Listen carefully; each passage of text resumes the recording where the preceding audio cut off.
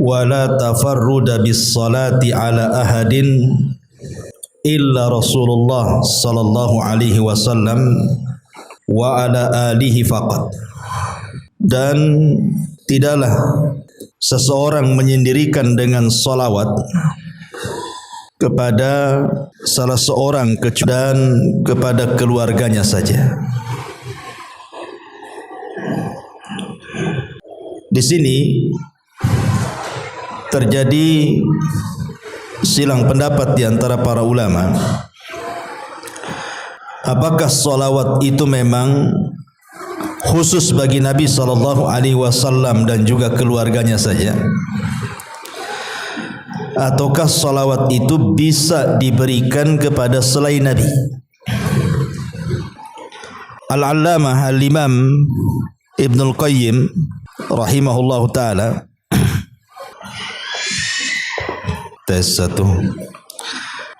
Jadi Imam Ibnul Qayyim rahimahullahu ta'ala menyebutkan dalam Jala'ul Afham, di mana beliau menukilkan tentang ijma' para ulama, anna salata ala jami'in nabiyyina masyru'atun minhum. Asy-Syaikh Muhyiddin An-Nawawi rahimahullahu ta'ala wa ghairuhu. Ada kesepakatan atau ijma, konsensus ulama, bahwa mengucapkan salawat kepada seluruh para nabi disyariatkan. Di antara yang berpendapat yang mensyariatkan adalah Al-Imam Muhyiddin atau dikenal dengan Al-Imam An-Nawawi rahimahullahu ta'ala dan yang lainnya. Tetapi ada riwayat Imam Malik bahwa tidak boleh bersalawat kecuali kepada Nabi saja. Imam Malik mengatakan tidak boleh bersalawat kecuali kepada Nabi saja. Inilah yang dikatakan oleh Imam Barbahari. Akan tetapi sebagian ulama mengatakan, seperti Syekh bin Baz rahimahullah ta'ala mengatakan, tidak mengapa seseorang itu bersalawat kepada selain Nabi, seperti mengatakan Allahumma salli ala ali fulan, Allahumma salli ala abi fulan. Kata beliau, la ba'sa, tidak mengapa, akan tetapi jangan dijadikan syiar. Sekali-kali boleh, tapi jangan dijadikan syiar atau kebiasaan, karena salawat yang disyariatkan itu hanya diberikan kepada para nabi saja. Adapun kepada selain para nabi, maka itu bentuknya hanya sekedar pujian saja. Dari sini terjadi silang pendapat. Cuman kalau melihat pendapat Imam Al-Barbahari di sini, seolah-olah beliau mengatakan tidak boleh bersalawat kecuali kepada nabi saja dan kepada keluarganya. Tapi sedikit kita akan bicara seputar salawat. Di dalam Al-Quran, tepatnya pada surah Al-Ahzab 56, Allah Subhanahu wa ta'ala berfirman, innallaha wa malaikatahu yusalluna 'alan nabi ya ayyuhalladzina amanu sallu 'alaihi wa sallimu taslima. Sesungguhnya Allah Subhanahu wa ta'ala dan para malaikatnya, mereka bersalawat atas Nabi. Wahai orang-orang yang beriman, bersalawatlah kalian kepada Nabi dan ucapkanlah salam kepadanya. Ketika sebagian para ulama bicara tentang keutamaan Nabi Adam alaihi salatu wassalam, di antara keistimewaan Nabi Adam adalah para malaikat sujud kepada Adam. Ketika Allah Subhanahu wa ta'ala berfirman, wa idh qala rabbuka lil malaikati isjudu li Adam fasajadu illa iblis. Dan ketika Rabbmu berkata kepada para malaikat, sujudlah kalian kepada Adam, semua malaikat sujud kepada Adam, Maksudnya di sini sujud penghormatan, bukan sujud ibadah. Ada juga yang mengatakan bahwa sujudnya para malaikat kepada Adam itu bukan kepada jasadnya, tapi kepada ruhnya. Karena yang mulia pada jasad manusia itu bukan jasadnya, tapi ruhnya. Ada juga yang berpendapat sujudnya malaikat itu kepada Adam seolah-olah menjadikan kiblat bagi para malaikat, seperti kita sujud mengarah ke Ka'bah karena kita jadikan kiblat, bukan menyembah Ka'bah. Terlepas daripada takwil para ulama, apa maksud sujudnya para malaikat kepada Adam, yang jelas bukan sujud ibadah. Sehingga sebagian ulama mengatakan, lihat bagaimana Adam dimuliakan dengan sujudnya para malaikat, tapi tidak ada malaikat yang sujud kepada Nabi. Malaikat sujud kepada Adam, tapi tidak sujud kepada Nabi SAW. Kalau begitu Adam lebih mulia dibandingkan Rasul. Kita katakan tidak. Rasul kita Muhammad SAW jauh lebih mulia dibandingkan Adam. Mana dalilnya? Ini dalilnya. Innallaha wa malaikatahu yusalluna 'alan nabi. Sesungguhnya Allah dan para malaikatnya mereka bersalawat kepada Nabi. Secara bahasa, antum yang belajar bahasa Arab, sujudnya para malaikat kepada Adam itu cuma satu kali. Makanya menggunakan fi'lul madhi. Fi'il madhi, fasajadu, bukan fayasjudu, tapi fasajadu. Artinya sujudnya sudah lampau dan hanya dilakukan satu kali. Tetapi salawatnya Allah kepada para malaikat dan juga para malaikatnya kepada Nabi SAW adalah senantiasa terus menerus. Makanya menggunakan fi'lul mudhari, yusalluna, shalla yusalli, menggunakan fi'il mudhari. Dan fi'il mudhari itu diantara faedahnya adalah al-istimrar, terus menerus. Jadi bukan sekali saja bersalawat, tapi terus menerus bersalawat. Dan salawat lebih afdal, lebih mulia dibandingkan sujud. Ma'asyiral muslimin yang dimuliakan Allah Azza wa Jalla. Lalu apa yang dimaksud salawatnya Allah kepada Rasul dan salawatnya malaikat kepada Rasulullah sallallahu alaihi wasallam? Adapun salawatnya Allah kepada Nabi sallallahu alaihi wasallam maksudnya pujian Allah kepada Rasul fi mala'il a'la, di atas makhluk-makhluknya yang ada di langit sana, di hadapan para malaikat. Allah memuji Nabi sallallahu alaihi wasallam. Adapun salawatnya para malaikat kepada Nabi sallallahu alaihi wasallam adalah ad-du'a bil barakah. Para malaikat mendoakan Rasul dengan keberkahan dan juga istighfar, memintakan ampun akan dosa-dosanya. Ma'asyiral muslimin yang dimuliakan Allah Azza wa Jalla, kita bahas sedikit tentang faedah salawat. Yang pertama di antara faedah salawat atau keutamaan salawat adalah, kalau antum bersalawat mengucapkan Allahumma salli ala Muhammad, maka kata ulama annaha imtithalun li amrillahi azza wa jalla. Ketika kita bersalawat itu hakikatnya kita sedang menunaikan tugas kita karena menjalankan perintah Allah azza wa jalla. Sama ketika antum salat tadi. Kenapa antum salat? Ya karena menjalankan perintah. Kemudian antum puasa Ramadan. Kenapa antum puasa Ramadan? Ya karena menjalankan perintah. Sama juga dengan salawat. Jadi ketika kita bersalawat itu hakikatnya kita sedang menjalankan perintah Allah, dan itu semulia-mulia perbuatan ketika seseorang itu melaksanakan perintah. Dan itu diisyaratkan di dalam surah Al-Ahzab yang tadi saya baca, di mana Allah mengatakan ya ayyuhalladzina amanu sallu. Ini fi'lul amr. Wahai orang-orang yang beriman, bersolawatlah kalian. Artinya Allah memerintahkan dalam surah Al-Ahzab supaya kita bersolawat kepada Rasul. Jadi ketika kita bersolawat, hakikatnya kita sedang menjalankan perintah.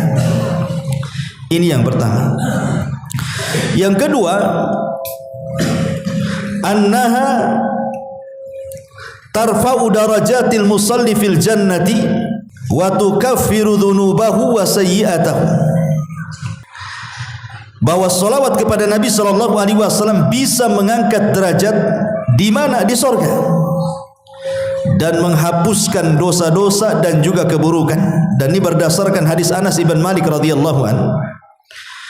Nabi sallallahu alaihi wasallam bersabda, "Man shalla alayya salatan wahidatan sallallahu alaihi asyra salawatin wa khuttat anhu asyru khati'atin wa rufi'at lahu asyru darajatin." Subhanallah, lihat faedah salawat di sini. Dari Anas bin Malik radhiyallahu anhu, Rasulullah SAW bersabda, barang siapa yang bersolawat kepadaku satu saja solawat, kita katakan Allahumma salli ala Muhammad, maka imbalannya Allah subhanahu wa ta'ala berikan 3 imbalan. Satu ibadah, 3 imbalan. Yang pertama, dengan sebab salawatnya kita kepada Nabi sallallahu alaihi wasallam, Allah bersalawat kepada kita 10 kali. Dan salawatnya Allah, saya katakan tadi, adalah pujian Allah kepada kita di hadapan makhluknya yang ada di langit sana. Bayangkan antum jadi selebritis langit, Allah memuja-muja antum di langit sana 10 kali di hadapan para malaikatnya. Hanya gara-gara satu salawat kepada Rasul menyebabkan Allah memuji kita 10 kali. Kemudian juga yang kedua, wa khuttat anhu asyru khati'ah. Cukup sampai di situ? Tidak. Dan akan dihapuskan darinya 10 kesalahan. Cukup? Rasul katakan wa rufi'at lahu asyru darajat, dan akan diangkat 10 tingkatan. Luar biasa.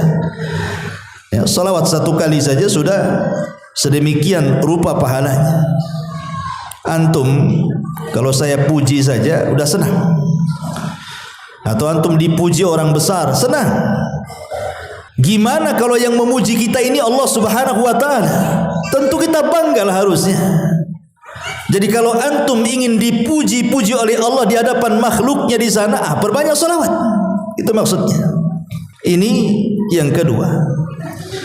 Yang ketiga, annaha sababun likifayati humumil abdi wa in azumat. Dan memperbanyak salawat itu bisa mengobati kebingungan.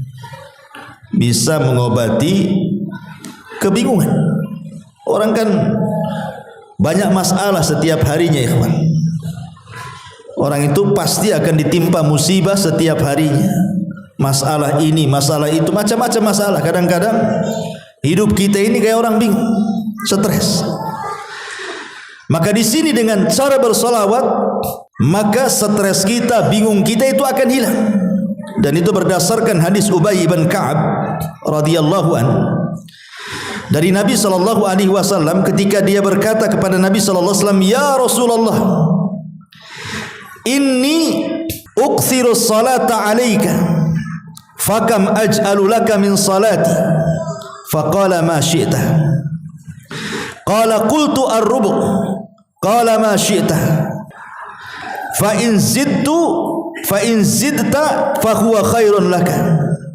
Qultu nisf. Qala ma syi'ta. Fa in zidta fa huwa khairun laka. Qala qultu, dia mengatakan thulutsaini. Qala ma syi'ta. Fa in zidta fa huwa khairun laka. Qultu aj'alu laka salati kulliha. Qala idzan tukfa hammuka wa yaghfiru laka dzambuk. Rawahu Tirmidzi. Jadi Ubay radhiyallahu an, Ubay ini seorang sahabat yang dipuji oleh Nabi sallallahu alaihi wasallam dan direkomendasikan diambil Qur'annya. Ubay bin Ka'ab ini seorang sahabat dari 4 sahabat yang direkomendasikan Rasul, ambillah Al-Quran dari 4 orang. Salah satunya Ubay bin Ka'ab. Bahkan namanya pernah disebut oleh Allah subhanahu wa ta'ala. ketika kita membahas tentang asbab nuzul surah Al-Bayyinah.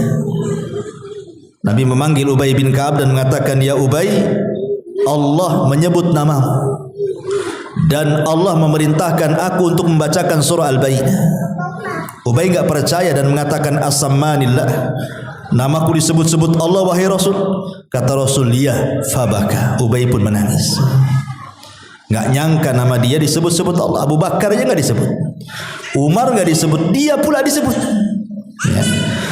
Jadi Ubay bin Ka'ab ini radhiyallahu an berkata, wahai Rasulullah, aku sering membawa salawat untuk dirimu.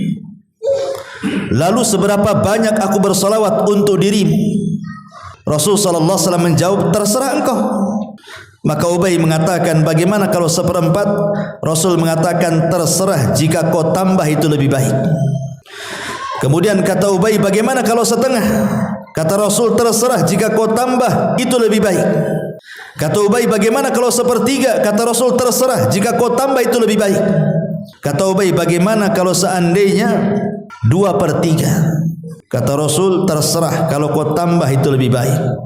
Kemudian Ubay mengatakan, bagaimana kalau seandainya seluruh doaku aku baca salawat? Maka Nabi SAW mengatakan, kalau begitu engkau dicukupkan dari dukamu dan dosa-dosamu akan diampuni Allah Subhanahu wa taala. Syahidnya di sini, idzan tufaham. Kalau begitu dukamu, stresmu, bingungmu akan dicukupkan Allah, artinya akan dihilangkan. Coba saja kalau antum banyak masalah, atau ada masalah yang antum tidak bisa keluar dari situ, kayaknya kiamat lah ini karena mungkin masalah yang terlalu berat. Coba perbanyak salawat saja pagi, siang, sore, insya Allah masalahnya akan diurai. Antum harus yakin dengan hadis ini. Antum nggak yakin itu karena nggak diamalkan masalahnya. Kalau stres malah tidur kan itu, bangun tidur stres lagi lah. Gitu ya. Taib. Kemudian yang nomor 4, bahwa salawat kepada Nabi sallallahu alaihi wasallam annaha dalla ala mahabbatihi sallallahu alaihi wasallam. Jadi dengan memperbanyak salawat kepada Nabi sallallahu alaihi wasallam menunjukkan bentuk kecintaan kita kepada Rasul. Ingat kata Imam Ghazali rahimahullah dalam kitabnya Ihya Ulumuddin, dia mengatakan, man ahabba syai'an aktsara min dzikri. Kata Imam Ghazali, siapa yang mencintai sesuatu, pasti dia akan banyak menyebut-nyebut sesuatu yang dicintainya itu. Pasti itu. Kalau antum suka sesuatu, pasti akan disebut-sebut. Lah, orang yang cinta kepada Nabi sallallahu alaihi wasallam, maka dia akan menyebut-nyebut orang yang dicintainya. Seperti antum cinta istri antum, nah mungkin antum menyebut-nyebut istri tetangga pula, marahlah istri antum. Ya. Maka kalau seseorang itu cinta dengan Nabi sallallahu alaihi wasallam, dalam kaidah Imam Ghazali, man ahabba syai'an aktsara min dzikri.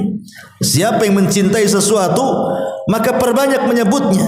Maka seseorang yang memperbanyak salawat kepada Rasul itu tanda dia cinta dengan Nabi sallallahu alaihi wasallam. Sebab orang yang cinta itu kan senang, dan orang yang senang itu pasti akan menyebut-nyebut orang yang disenanginya. Makanya kisah Laila Majnun, si Majnun ini kalau datang malam hari dia senang dan menyebut-nyebut pacarnya. Kenapa? Karena malam itu dalam bahasa Arabnya lailun, dan lailun itu nama pacarnya si Majnun. Jadi kalau datang malam hari senang dia karena pacarnya hadir di malam hari. Tapi kalau di siang hari enggak suka, karena bahasa Arab siang itu naharun, bukan nama pacarnya. Makanya dia Majnun, gila. Dia suka malam, tak suka siang. Sampai satu hari si Majnun ini berburu dia. Dari kejauhan adalah kijang atau menjangan gitu ya, dikejar sama dia, dipanah, tepatlah kena kakinya, jatuhlah kijang itu. Diambilnya pisau, udah didekati, tengok matanya, kok matanya sama dengan mata Laila, enggak jadi disembelih, dilepas lagi. Makanya Majnun, gila dia. Ya, hanya gara-gara matanya sama dengan nama pacarnya, tak jadi disembelih. Pergi kamu katanya, karena matamu sama dengan mata kekasihku. Itu orang cinta kan seperti itu. Lah, orang yang cinta dengan Nabi SAW harusnya seperti itu, menyebut-nyebut namanya. Karena Nabi SAW sendiri mengatakan bahwa seseorang itu tidak dikatakan beriman. La yu'minu ahadukum, kata Rasul, hatta akuna ahabba ilaihi min walidihi wa walidihi wan nasi ajmain. Bahwa aku harus lebih kalian cintai dibandingkan anak kalian, dibandingkan orang tua kalian, bahkan dibandingkan seluruh manusia yang Anda cintai. Rasul harus lebih dicintai. Kalau antum lebih banyak menyebut nama istri, harusnya nama Rasul lebih banyak disebut, gitu maksudnya. Karena Rasul harus lebih dicintai dibandingkan pasangan kita. Ini yang keempat. Yang kelima, annaha sababun linaili syafaatihi. Bahwa memperbanyak salawat itu sebab seseorang akan mendapatkan syafaat Nabi SAW. Nabi mengatakan dalam sebuah hadis yang dikeluarkan oleh Imam At-Tabrani, "Shalla alaihi ashran man shalla alaihi ashran idza asbah wa ashran idza amsa faza bi syafaatihi."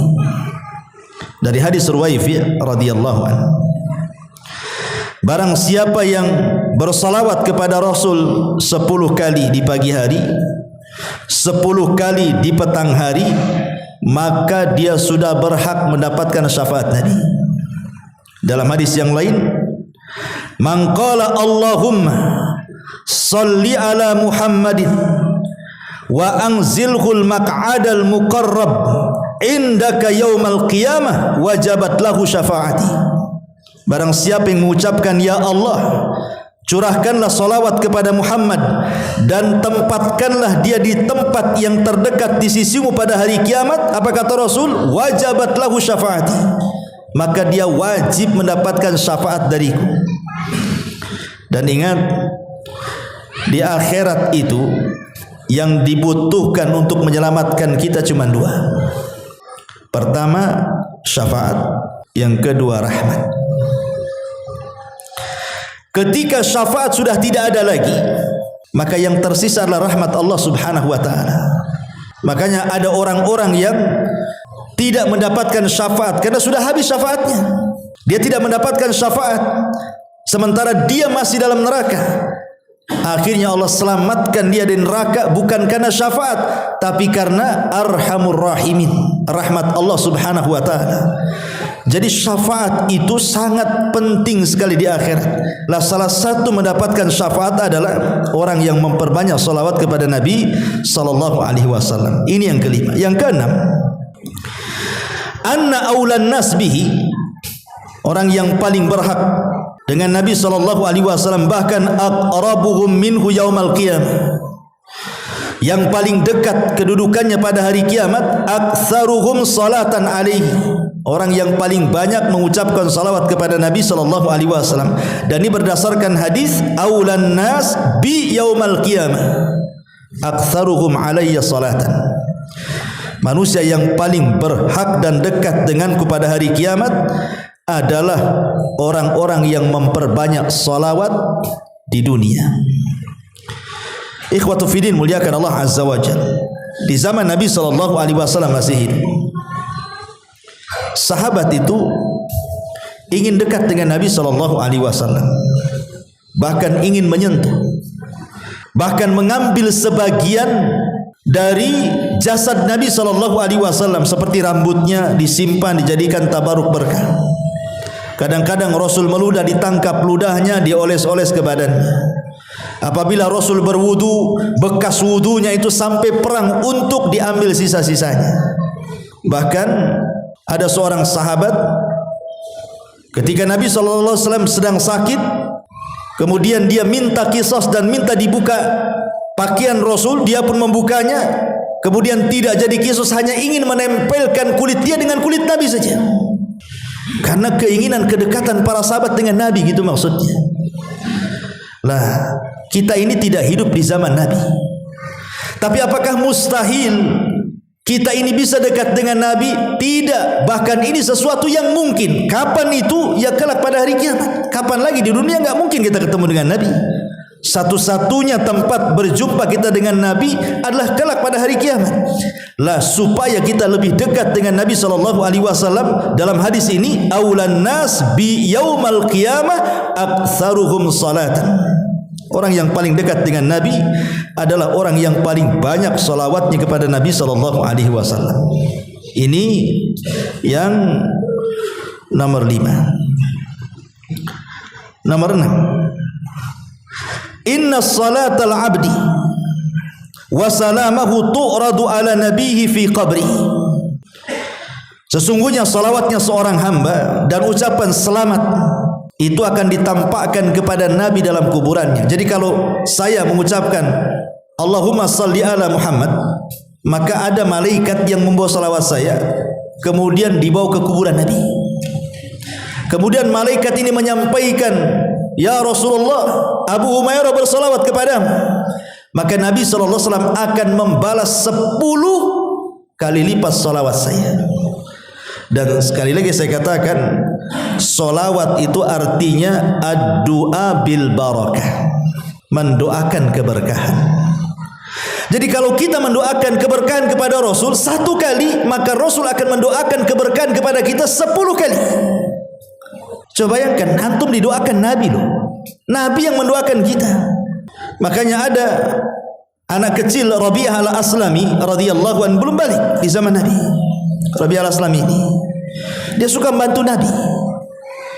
Dia kalau malam, sepertiga malam, dia siapkan air. Belum balik anak ini, tapi rajin kemudian menyiapkan apapun yang dikehendaki Nabi SAW di malam hari. Akhirnya Rasul pun iba dengan anak ini. Kemudian satu hari dipanggilnya dan mengatakan, ya Rabi'ah, mintalah sesuatu, aku akan beri. Ya kalau anak-anak di zaman sekarang ya pasti minta handphone lah sama Nabi. Itu ya kan, minta apa lagi, minta mainan kan. Tapi anak-anak di zaman itu bukan itu yang diminta. Anak ini belum balik, masih kecil, tiba-tiba mengatakan, jadikan aku temanmu di sorga, katanya. Inni uridu murafaqata fil jannah. Jadikan aku temanmu di surga. Lah anak kecil lo ngomong begitu lo, belum balik ini. Ingin menjadi teman Nabi SAW di surga. Kemudian Nabi SAW mengatakan, kalau begitu bantu aku supaya keinginanmu tercapai. Dengan cara apa? Perbanyaklah kau sujud. Perbanyaklah kau sujud, maksudnya perbanyak solat supaya cita-citamu tercapai satu surga denganku, gitu maksudnya. Ini anak belum balik kan, luar biasa tuh permintaannya. Maksudnya di sini dengan hadis Rabi' al-Aslami ini, bahwa kalau kita ingin mendapatkan kemuliaan, maka salah satunya adalah meminta doa Nabi SAW. Lah caranya gimana? Nabi sudah enggak ada. Kalau kita datang ke kuburannya juga mustahil. Mau ngomong apa di kuburannya? Maka yang memungkinkan adalah salah satunya cukup antum di rumah, di masjid, di jalan, bagi ibu-ibu mungkin di dapur, terserah di mana saja. Cukup mengucapkan salawat Allahumma salli ala Muhammad. Salawat kita dibawa malaikat sampai ke kuburan Nabi, disampaikan. Habis itu Nabi SAW mendoakan kita 10 kali lipat dari salawat kita. Kita mendoakan kebaikan kepada Rasul 1 kali, Rasul mendoakan keberkahan 10 kali. Coba bayangkan, luar biasa ya, ya. Itulah keajaiban salawat. Taib asyrul muslimin yang dimuliakan Allah Azza wa Jalla. Kemudian nomor 7, annaha sababun fi istijabatid du'ai.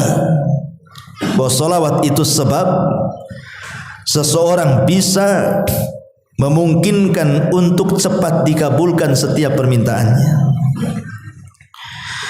Dari Fadalah Ibn Ubaid radhiyallahu an, dia mengatakan, Nabi SAW satu hari mendengar ada seseorang dalam solatnya, dia tidak bersolawat kepada Nabi SAW.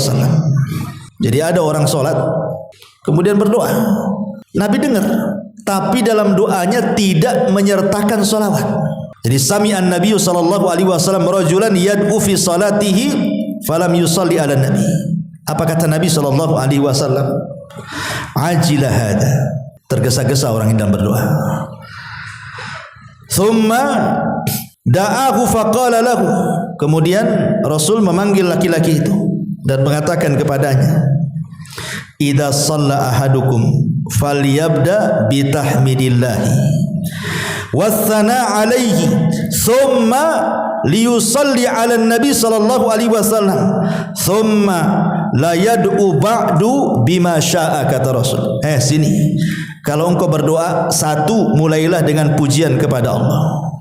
2, bersalawatlah kepada Nabi sallallahu alaihi wasallam, kemudian berdoalah sesukamu. Jadi Nabi sallallahu alaihi wasallam mengajarkan kepada kita bagaimana kaifiah doa. Tentu yang dimaksud doa di sini doa masalah.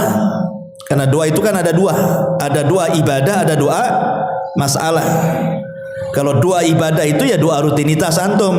Doa mau tidur itu yang dibaca, besok itu lagi yang dibaca. Doa pada tidur itu juga yang dibaca. Masuk WC itu juga yang dibaca. Itu namanya doa ibadah. Doa yang dibaca secara rutinitas itu disebut doa ibadah. Dan setiap ibadah itu ada doa ibadah. Ketika antum sholat, ketika antum baca Quran, ketika antum puasa, di balik ibadah itu ada doa ibadah. Karena tujuan antum sholat supaya berdoa, sholatnya diterima kan itu.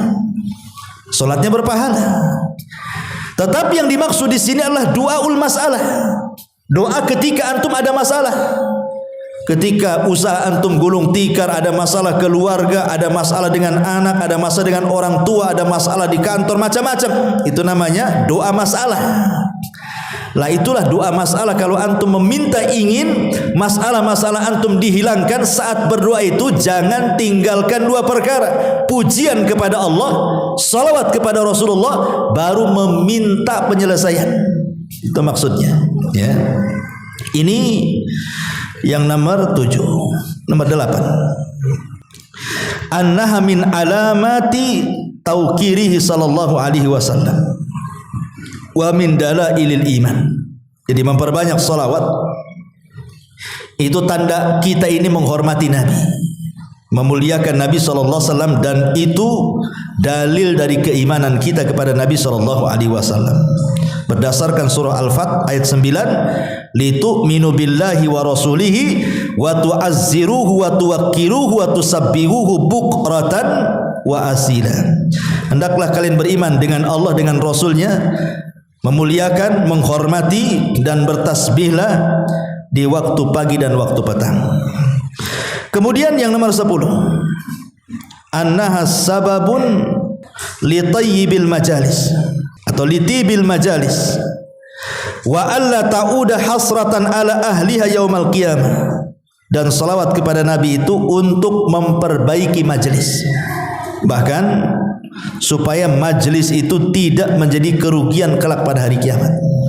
Jadi kalau antum ngobrol, sebelum ngobrol entah ngobrol berdua atau bertiga di warung kopi gitu ya, atau antum mungkin ngobrol dengan tetangga di teras atau di manalah, maka jangan lupa selipkan solawat. Allahumma sholli ala Muhammad. Baru ngobrol. Ya.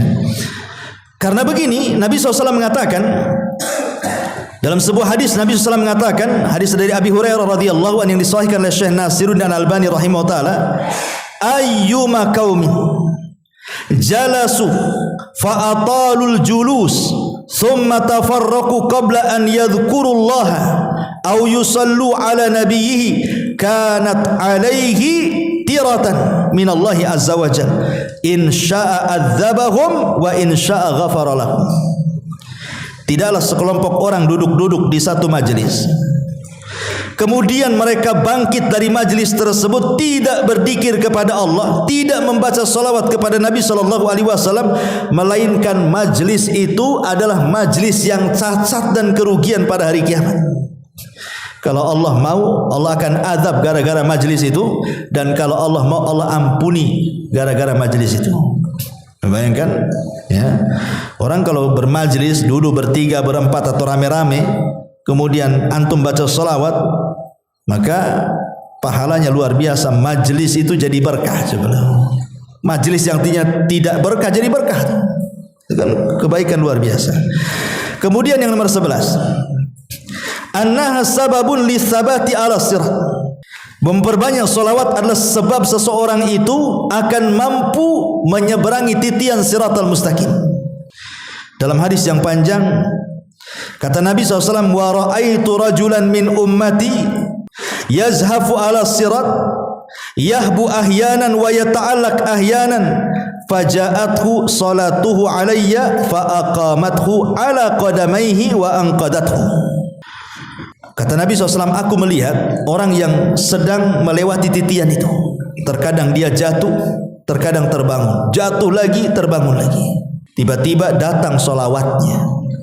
Ketika di dunia banyak bersolawat, nanti solawat itu akan datang pada hari kiamat dan akan berdirikan kita ketika jatuh. Dia yang akan memapah kita dan akan menyelamatkan kita dari titian siratal mustaqim. Fa'anqadathu, salawat itu akan menyelamatkan kita dan akan melalukan kita dari titian siratal mustaqim. Subhanallah, luar biasa. Ingat, 3 tempat orang itu tidak akan bicara pada hari kiamat. Kenapa? Karena orang itu sibuk masing-masing, tidak mungkin ingat orang lain. Kata Aisyah radhiyallahu anha, ketika Nabi SAW berada di pangkuan pahanya kemudian tertidur, Aisyah menatap wajah Nabi. Ketika ditatapnya, tiba-tiba Aisyah menangis. Tetesan air matanya menetes persis di pipi Nabi. Sontak Nabi bangun, duduk, ditatapnya Aisyah. Kemudian mengatakan, ya Aisyah, lima tabki wa lima dum. Kenapa kau menangis dan apa itu air mata yang kau lelehkan dari pipimu? Maka Aisyah radhiyallahu anha mengatakan, ya Rasulullah, tadzakartu yaumal qiyamah. Rasul, ketika aku melihat wajahmu, aku teringat hari kiamat. Hal tadhkuru bi ahlika yaumal qiyamah? Masih ingatkah engkau wahai Rasul kelak pada hari kiamat dengan istrimu, dengan keluargamu? Ataukah sudah lupa dengan kami semuanya? Maka Nabi SAW mengatakan, amma fi thalathati mawatin fala yadhkuru ahadun ahada. Adapun di 3 tempat orang tidak mungkin ingat siapapun. Kemudian Nabi SAW mengatakan, 1 di tempat penyeberangan titian siratal mustaqim, orang tidak akan ingat siapapun.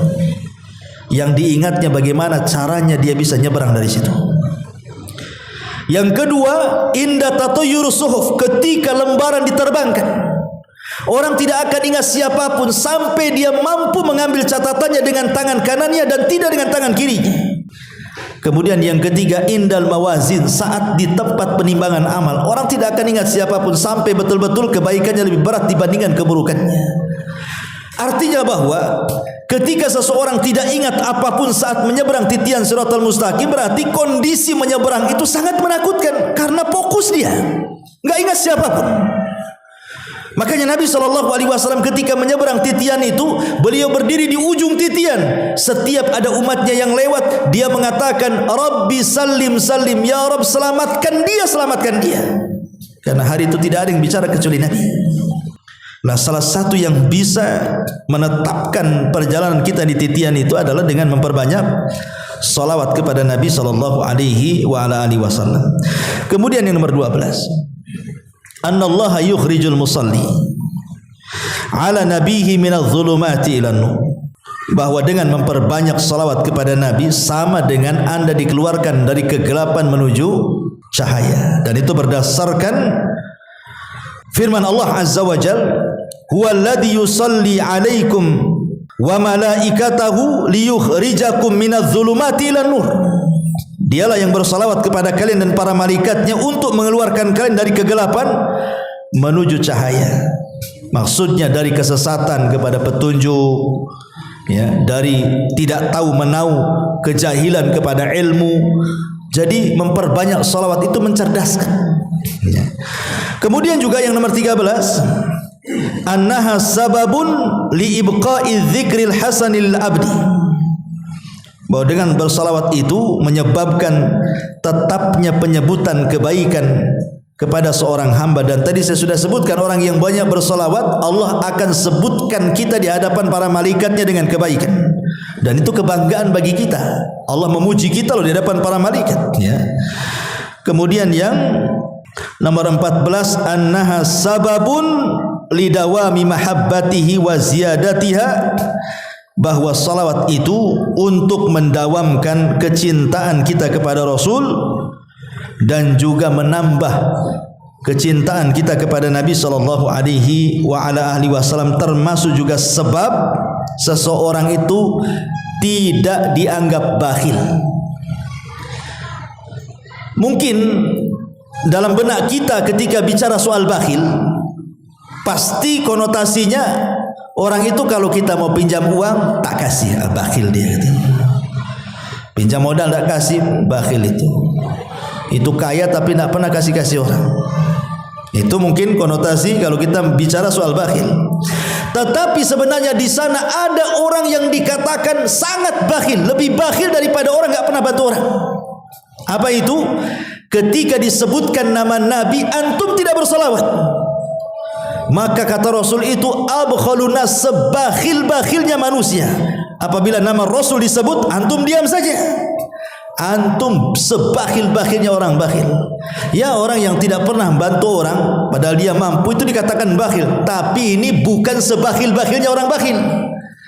Tapi sebakhil-bakhilnya orang bakhil ketika antum tidak mau menyebut nama Nabi atau mendengar nama Nabi tapi tidak mau menjawab salawatnya. Na'udzubillah.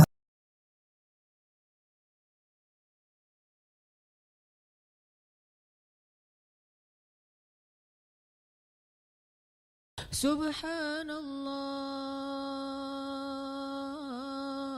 walhamdulillah wala ilaha illallah wallahu akbar. Subhanallah